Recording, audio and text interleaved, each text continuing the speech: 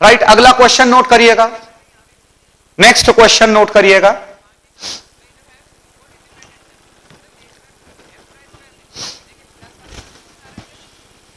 एक विद्यार्थी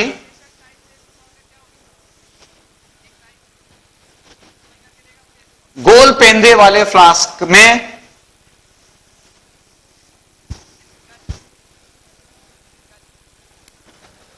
एक विद्यार्थी गोल पेंदे वाले फ्लास्क में अभिक्रिया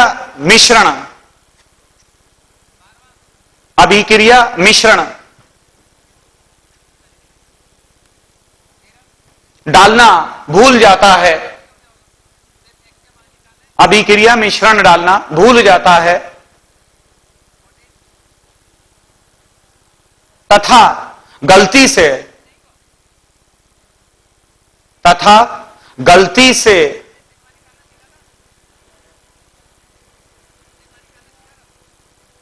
फ्लास्क को ज्वाला के ऊपर रख देता है, तथा गलती से फ्लास्क को ज्वाला के ऊपर रख देता है। कुछ समय पश्चात उसको अपनी भूल का एहसास होता है,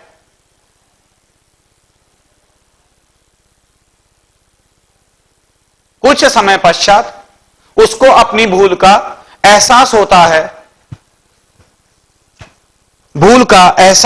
है तथा उत्ताप मापी की सहायता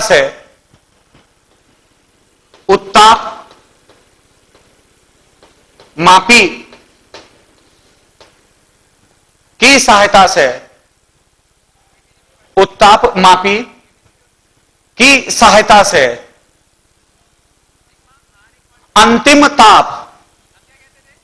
अंतिम ताप 477 डिग्री सेंटीग्रेड,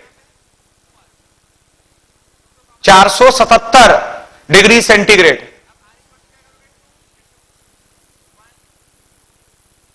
नापा गया, 477 डिग्री सेंटीग्रेड नापा गया।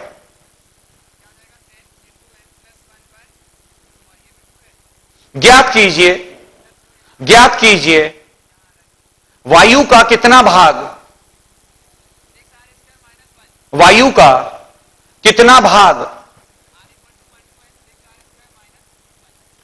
बाहर जा चुका है, वायु का कितना भाग बाहर जा चुका है। उत्ताप मापी मतलब pyrometer, it is to measure the temperature.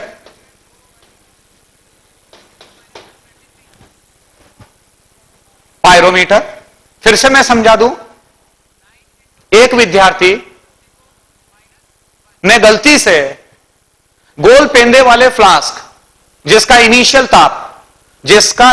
ताप 27 डिग्री सेंटीग्रेड था, नोट कर लीजिएगा, शायद ये चीज मिस हो गई थी, नोट करिएगा कि एक विद्यार्थी गोल पेंदे वाला फ्लास्क जिसका ताप 27 डिग्री सेंटीग्रेड,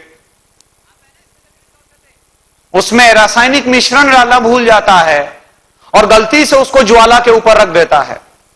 कुछ समय पश्चात उसको अपनी भूल का एहसास होता है और उत्ताप मापी की सहायता से तापमान 477 डिग्री सेंटीग्रेड तक पहुंच जाता है। वायु का कितना भाग बाहर जा चुका है यह आपको ज्ञात करना है। तो अब यहां पर मैं क्या करूंगा, अगेन जो फ्लास्क है आपका वो फ्लास्क ओपन है। अगेन ये जो फ्लास्क है गोल पेंदे वाला फ्लास्क है, ये गोल पेंदे वाला फ्लास्क, इसमें वायु है। वो मिश्रण तो डालना भूल चुका है, रासायनिक मिश्रण, विद्यार्थी की गलती हो गई और उसने क्या किया कि ऐसे कैसे ही खाली जो फ्लास्क है, खाली जो पात्र है, ओपन पात्र है, खुला पात्र है, राइट, उसको उसने ज्वाला पर रख दिया, बर्नर के ऊपर रख दिया, फ्लेम के ऊपर रख दिया उसने। और जब फ्लेम पर रख दिया कुछ समय बाद उसको एहसास हुआ कि अरे यार वो रासायनिक मिश्रण डालना तो भूल गया है। राइट, अब रासायनिक मिश्रण डालना भूल गया। राइट, तो उसमें जो वायु थी अब खाली था, इसका अर्थात वायु थी उसमें, और वायु जो थी उसका इनिशियल तापमान 27 डिग्री सेंटीग्रेड था। और अब उसने उत्ताप मापी की सहायता से जब उसने तापमान मेजर किया तो वो 477 डिग्री सेंटीग्रेड आता है। 477 डिग्री सेंटीग्रेड तक तापमान अंदर जो फ्लास्क है, फ्लास्क के अंदर जो वायु है, उस वायु का जो तापमान है वो 477 डिग्री सेंटीग्रेड तक जा चुका है। राइट, अगर आप इसको केल्विन में कन्वर्ट करेंगे तो ये केल्विन के अंदर आएगा 750 केल्विन। चेक कर लीजिएगा, 477 plus 273, right, that is 7 3 10 15, right, और ये 750 केल्विन आपका मिल जाएगा। 750 केल्विन तक इनिशियल टेम्परेचर था 300 केल्विन। 300 केल्विन से 750 केल्विन तक जा चुका है तापमान। कितना भाग वायु का बाहर निकल गया ये आपसे पूछा जा रहा है। तो अब यहां पर हम क्या करेंगे, फ्लास्क ओपन है, और फ्लास्क ओपन है इसका मतलब दाब कांस्टेंट है, दाब स्थिर है। इसका मतलब मैं बोलूंगा, चार्ल्स का नियम लगाऊंगा, V1 upon T1 is equal to V2 upon T2।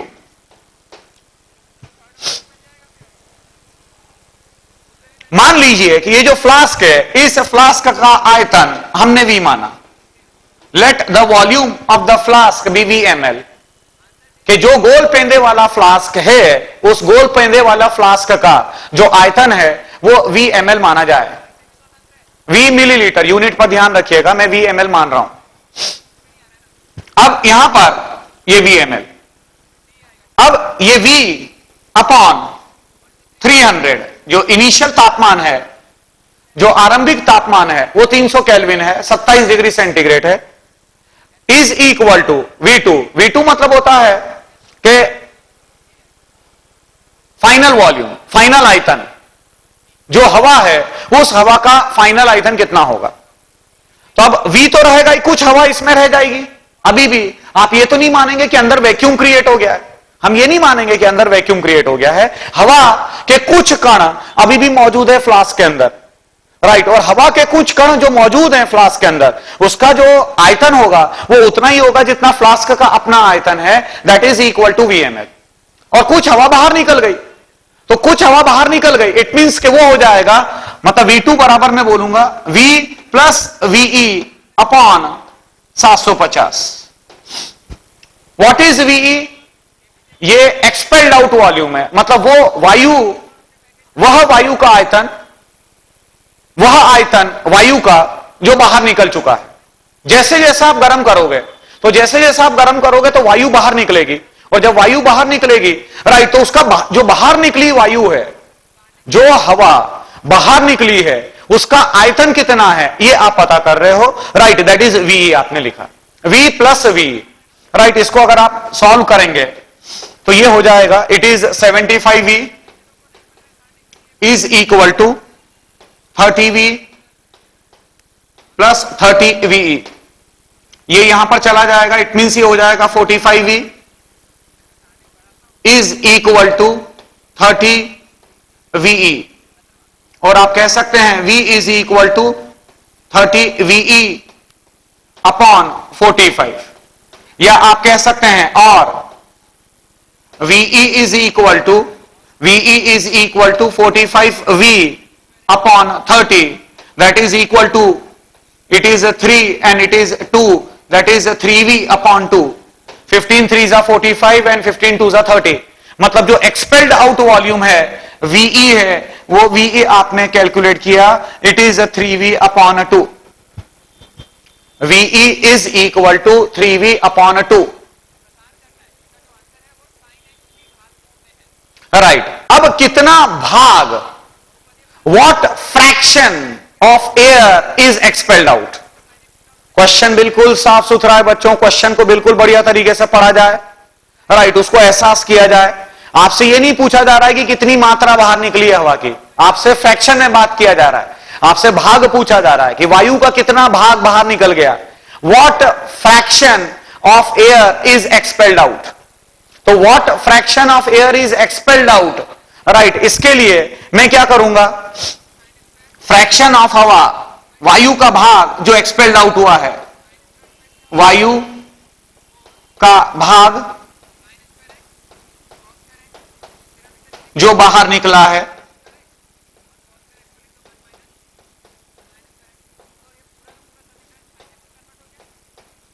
Is equal to, मैं बोलूंगा बाहर निकली वायु का आयतन अपॉन टोटल आयतन, टोटल आयतन मतलब V प्लस VE बोलूंगा। VE की जगह मैं पुट कर सकता हूं 3V बटा 2 अपॉन V प्लस 3V बटा 2, राइट। और इसको अगर आप हल करोगे तो ये हो जाएगा 3V बटा 2 अपॉन ये हो जाएगा 5V बटा 2, V/2 से V/2 कैंसल आउट हो जाएगा, दैट इज इक्वल टू 3/5, ये आपका उत्तर आ जाएगा। जो आपका उत्तर मिलेगा कि कितना भाग हवा का बाहर निकल चुका है, right, what fraction of air is expelled out, that is equal to 3/5, 3/5 आपको मिलेगा, राइट। बच्चों नोट कर लीजिएगा, गे-लुसेक नियम, गे-लुसेक नियम,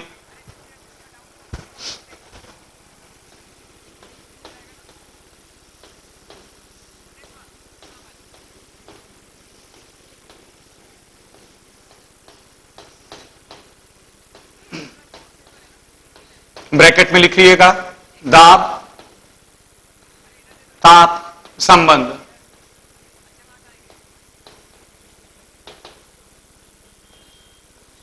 दाब ताप संबंध, इसके अनुसार स्थिर आयतन पर, इसके अनुसार स्थिर आयतन पर किसी निश्चित मात्रा की, स्थिर आयतन पर किसी निश्चित मात्रा की गैस का दाब, किसी निश्चित मात्रा की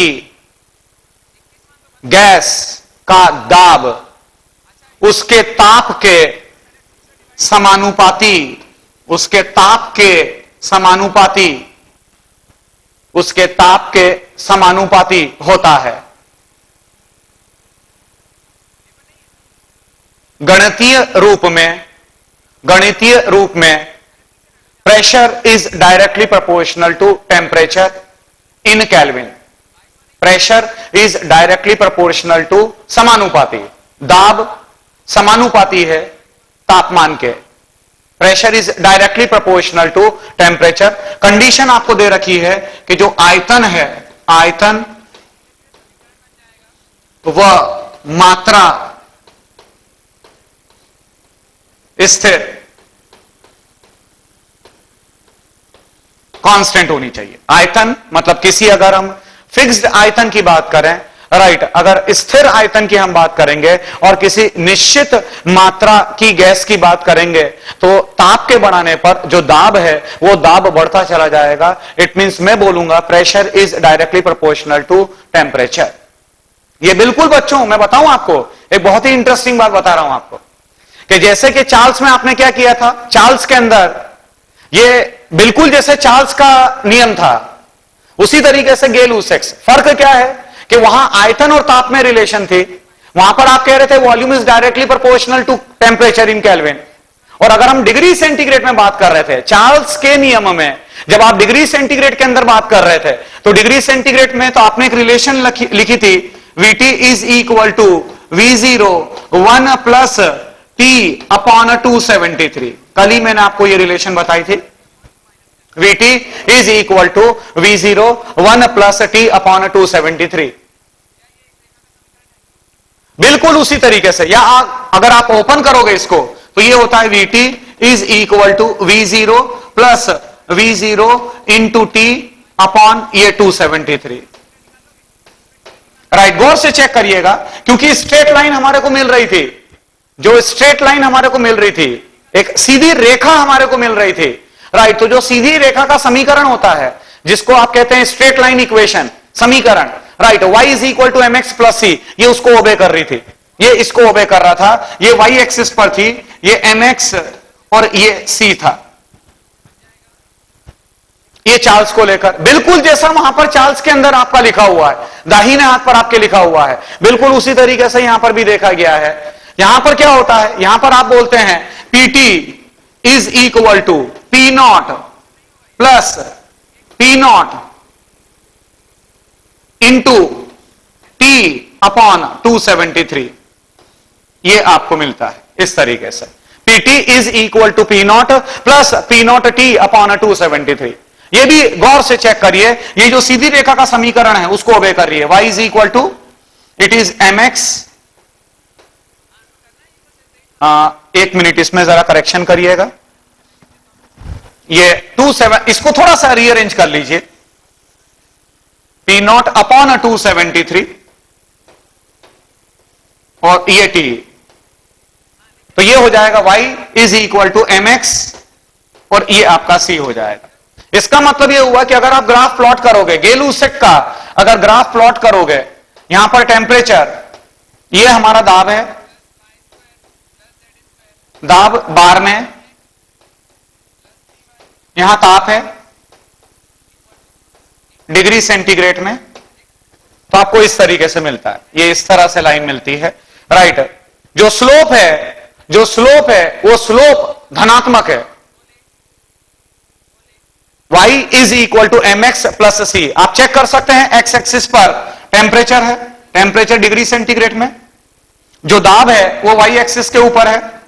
राइट, जो इंटरसेप्ट होगा वो इंटरसेप्ट हमारा P नॉट होगा, P नॉट मतलब इनिशियल दाब, जो इनिशियल दाब है, और जो स्लोप आपको मिलेगा, जो आपको स्लोप प्राप्त होगा, that slope m it is equal to P naught upon 273, check कर लीजिएगा, P नॉट अपॉन 273, बिल्कुल जैसा आपने चार्ल्स के नियम को लिया था, जैसा आपने चार्ल्स के नियम में लिया था। राइट, बिल्कुल यहां पर हम ऐसा कर रहे हैं, m is equal to P naught upon 273। Right, या दूसरा ग्राफ की अगर हम बात करें, क्योंकि ये थोड़ा सा बड़ा समीकरण है, ये जो आपके सामने लिखा हुआ है, ज्यादा बेहतर होगा। मोस्ट ऑफ द टाइम हम टेम्परेचर केल्विन में बात करते हैं, तापमान जो है वो केल्विन के अंदर लिया जाता है, और क्योंकि तापमान केल्विन के अंदर होता है इसीलिए ई का ज्यादा इस्तेमाल किया जाता है। P is directly proportional to T, और आप कहते हैं P अपॉन T is equal to constant K double dash. Right, ये हमारा स्थिरांक है,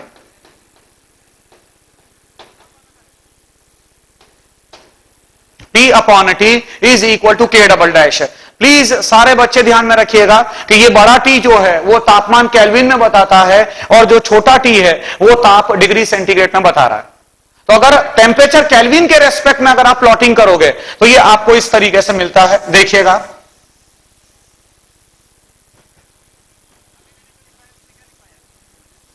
अगेन एक्स एक्सिस पर आपने टेम्परेचर लिया, टेम्परेचर केल्विन में है,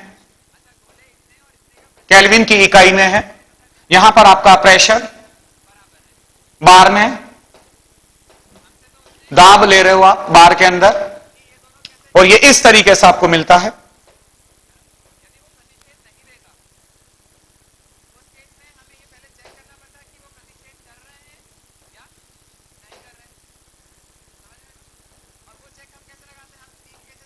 इस तरीके से, और गौर फरमाइएगा क्योंकि यहां पर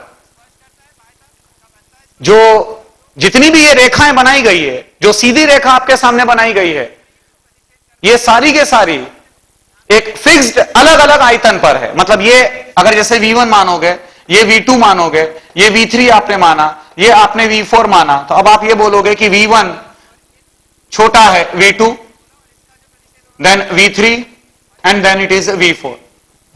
ध्यान रखिएगा, ये आपके सामने लिखा हुआ है, V1 less than V2 less than V3 less than V4।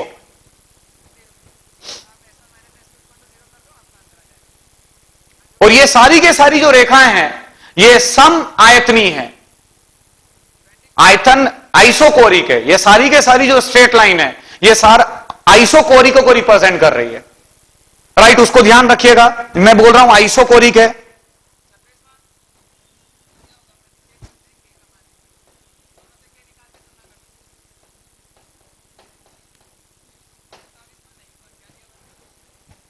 Isochoric समायतनी मतलब क्योंकि आयतन कांस्टेंट है। जब भी आप गेल ऊतक की बात करेंगे तो जो गैस है उस गैस की मात्रा फिक्स होती है, उसका आयतन फिक्स होता है, राइट। इसीलिए यहां पर ये जितनी भी रेखा है ये उसी चीज को दर्शा रही है, राइट। दोनों के दोनों ग्राफ में डिफरेंस ऑब्जर्व करिएगा, दोनों बिल्कुल आपके सामने है। ये आपका गेल ऊतक नियम जो है कंप्लीट हुआ। ये अगर आप इसको देखना चाहते हैं कैसे आप इसको अप्लाई करते हैं, कि जैसे गर्मी के दिनों में, गर्मी के दिनों के अंदर जब आप गाड़ी चलाते हैं, आप बाइक चलाते हैं, तो जो टायर होता है जब तेजी से गर्मी के दिनों में जब घूमता है, राइट, तो अंदर का जो तापमान है, जो ट्यूब होती है, उस ट्यूब के अंदर जो वायु है, उस वायु का जो तापमान है वो बढ़ जाता है, और तापमान बढ़ने की वजह से उसका अंदर का दाब भी बढ़ जाता है। ये गेल ऊतक लॉ यहां पर काम कर रहा है, pressure is directly proportional to temperature. अब होता क्या है कि वो दाब पूरे में समान रूप से फैल जाता है। अगर ये ऐसा नहीं होगा तो फिर जो टायर है वो फट भी जाता है। या ठंड के दिनों की हम बात करें तो ठंड के दिनों में जब तापमान कम होता है तो तापमान कम होने की वजह से, राइट, जो ट्यूब है उस ट्यूब के अंदर का जो दाब है वो कम हो जाता है, right. That is again the application part of the Gay ऊतक लॉ। गेल ऊतक के नियम का वो एक अप्लाइड पार्ट माना जाता है, राइट। अब मैं आ रहा हूं एवोगैड्रोस का नियम, राइट, जो हमारा चौथा लॉ होगा। जल्दी से उसमें भी नोट करिएगा।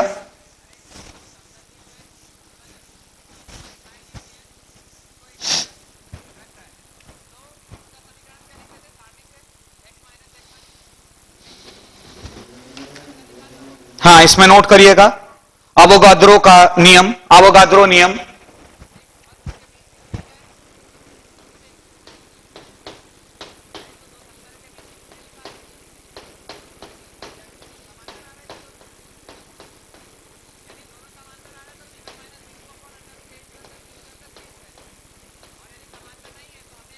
ये आयतन मात्रा संबंध के बारे में बताता है।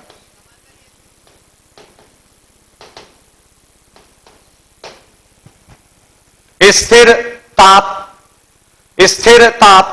व दाब की अवस्था में, स्थिर ताप व दाब की अवस्था में, स्थिर ताप व दाब की अवस्था में गैस का आयतन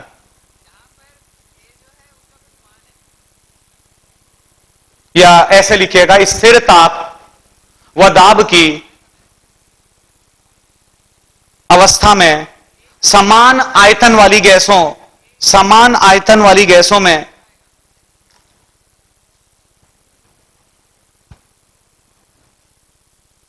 समान संख्या में, समान संख्या में, समान संख्या में अणु होते हैं। स्थिर ताप व दाब की अवस्था में समान आयतन वाली गैसों, समान आयतन वाली गैसों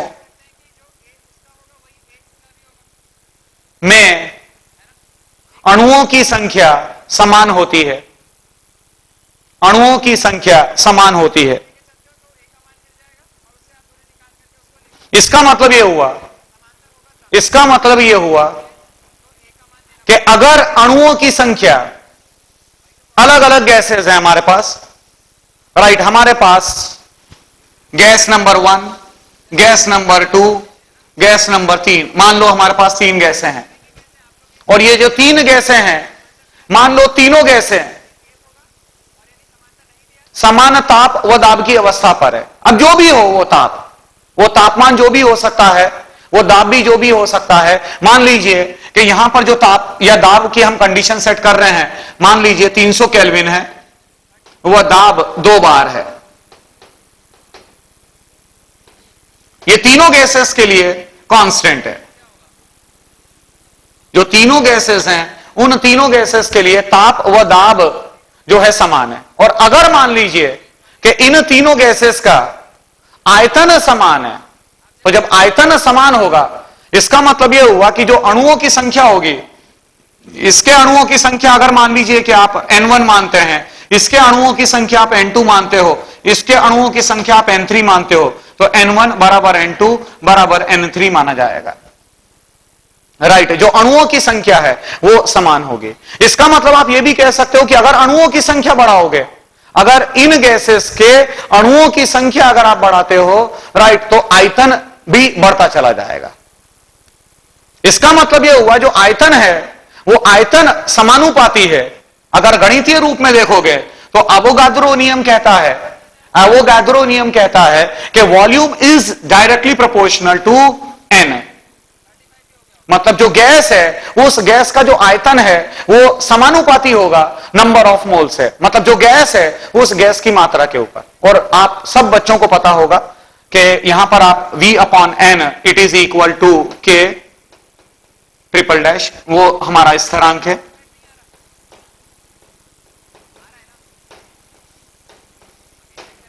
ये एक स्थिरांक हो गया। और सभी बच्चा यहां पर जानता है कि एसटीपी की अवस्था पर, एसटीपी जिसको आप कहते हैं मानक ताप व दाब, मानक ताप व दाब की अवस्था, राइट। मानक ताप आप जानते हैं अच्छी तरीके से, मानक ताप 273.15 केल्विन लिया जाता है। वह मानक जो दाब है, राइट, वो 1 बार लिया जाता है। 1 बार भी लेते हैं और कुछ कुछ जगह पर 1 ATM भी लिया जाता है। अगर आप 1 ATM ले रहे हो कोई दिक्कत नहीं है, कोई दिक्कत नहीं है। 1 ATM आप ले सकते हैं, 1 एटमॉस्फेयर, एक वायुमंडल। तो इस अवस्था के अंदर मानक ताप व दाब की अवस्था पर जो हमारी गैस है वो गैस 22.4 लीटर ऑक्यूपाई करती है। कोई भी गैस है और अगर उसका 1 मोल है, उसका 1 मोल है, अगर मान लीजिए कि हमारे पास अलग अलग गैसेस हैं और अलग अलग गैसेस हैं, राइट, और सभी मानक ताप व दाब की अवस्था में है और हर एक का 1 मोल है, तो जो उसका आयतन आएगा वो 22.4 आपको मिलता है। 22.4 लीटर आपको प्राप्त होता है। यह भी अवोगाद्रोस के नियम का ही कह सकते हैं कि उसी का एप्लीकेशन है, उसी का एक जो है अप्लाइड पार्ट है। मानक ताप व दाब की अवस्था पर मानक ताप 273.15 केल्विन, राइट, दाब 1 ATM, राइट। इस अवस्था के अंदर अगर कोई 1 मोल गैस की बात करें तो 1 मोल गैस जो है 22.4 लीटर ऑक्यूपाई करती है। अब मैं क्या कर रहा हूं बच्चों, ये जो 3 नियम है आपके सामने, Boyle's law, Charles law and the Avogadro's law. Boyle का नियम, चार्ल्स नियम, एवोगैड्रो नियम, इन तीनों नियमों को हम क्लब कर रहे हैं, इन तीनों नियमों को हम जोड़ रहे हैं। देखिएगा मैं कैसे जोड़ रहा हूं।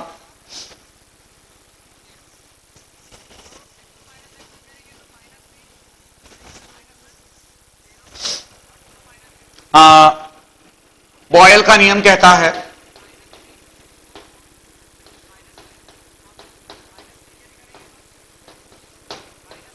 Volume is directly proportional to 1/P। चार्ल्स का नियम कहता है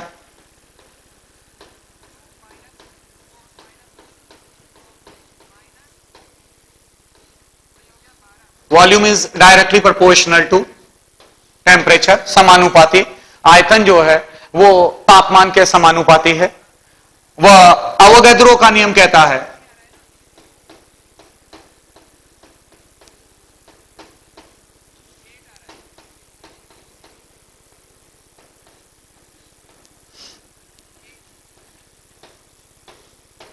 ये 3 नियम के जो सूत्र है, गणितीय रूप है, वो मैंने आपके सामने लिखा है, राइट। इसका मतलब यह हुआ कि जो आयतन है वो डायरेक्टली प्रोपोर्शनल होगा, it is 1/P into T into N के। V is directly proportional to 1/P into T into N। Check कर लीजिए आप, इसका मतलब मैं ये भी कह सकता हूं कि PV is directly proportional to NT, और आप ये भी कह सकते हैं कि PV is equal to N into R into T। यह है आदर्श गैस समीकरण, बहुत ही इंपॉर्टेंट है। पूरा के पूरा जो आदर्श इक्वेशन है दुनिया में, जहां पर भी आदर्श गैस है, जहां पर भी आदर्श गैस है, वो इस समीकरण को ओबे करेगी। PV is equal to NRT को ओबे करेगी। और सारे बच्चे इस बात को ध्यान में रखिएगा, बहुत ही बढ़िया बात बता रहा हूं कि जितनी भी प्राकृतिक गैसेस होती हैं, जितनी भी रियल गैसेस होती हैं, वो निम्न दाब व उच्च ताप की अवस्था में, निम्न दाब व उच्च ताप की अवस्था पर वह आदर्श गैस जैसा बिहेव करती है।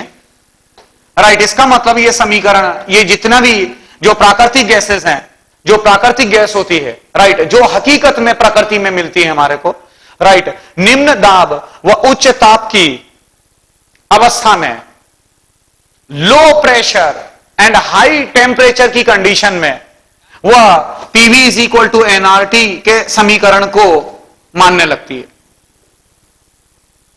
मतलब इस अवस्था में, निम्न दाब व उच्च ताप की अवस्था में, जो प्राकृतिक गैस है वो आदर्श गैसेस जैसा बिहेव करने लगती है, उस समान वो बिहेव करती हैं, वो वर्क करने लगती हैं। इसका मतलब यह हुआ कि जो प्राकृतिक गैसेस हैं वो बायल के नियम, चार्ल के नियम, वो एवोगेड्रो के नियम को ओबे करने लगती है, उसको मानने लगती हैं।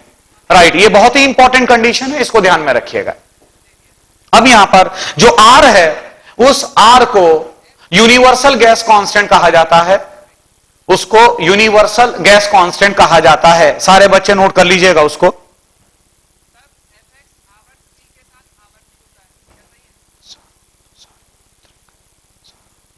सार्वत्रिक गैस नियतांक, सार्वत्रिक गैस नियतांक उसको कहते हैं। जो R होता है, राइट, उसको यूनिवर्सल गैस कांस्टेंट, मतलब सार्वत्रिक गैस नियतांक उसको कहते हो आप। और ये जो R है, ये जो हमारा कैपिटल R है, इस R का मतलब कोई भी गैस हो, कोई भी गैस हो, भले ही वो प्राकृतिक गैस हो या आदर्श गैस हो, जो R का मान होता है, वो R का मान गैसेस के लिए, राइट, उसमें कोई परिवर्तन नहीं आएगा। बट हां, यह बात जरूर है कि इसका जो मान है, प्रेशर व वॉल्यूम की अलग अलग, आप जो उसका परिमाण है, राइट, जो अलग अलग उसकी वैल्यूज है, अलग अलग जो उसका मान है, प्रेशर और वॉल्यूम का जो अलग अलग मान है, उसके अगर पुट करोगे तो आपको R के अलग अलग मान मिलते हैं। आप जानते भी हैं, सभी बच्चे यहां पर बैठे हुए अच्छी तरीके से जानते हैं कि R की एक वैल्यू लेते हो आप 0.0821, एक वैल्यू आप लेते हो 0.083, एक वैल्यू लेते हो 8.314, एक वैल्यू लेते हो 2, एक वैल्यू लेते हो 8.314 इंटू 10⁻⁷, एक वैल्यू लेते हो 8.314 इंटू 10⁻⁴। मतलब कहने का मतलब ये बच्चों कि ये R की अलग अलग वैल्यूज आपको मिल रही हैं। ये जितनी भी R की अलग अलग वैल्यूज मिलती हैं, वो प्रेशर और वॉल्यूम की अलग अलग जो मान है, प्रेशर वॉल्यूम के जो अलग अलग मान है, उसको आप पुट करते हैं। तो मैं अब इस पर चर्चा करने वाला हूं, इस बात पर मैं चर्चा करने वाला हूं। पहले सारे बच्चे प्रेशर और वॉल्यूम की जो अलग अलग इकाइयां हैं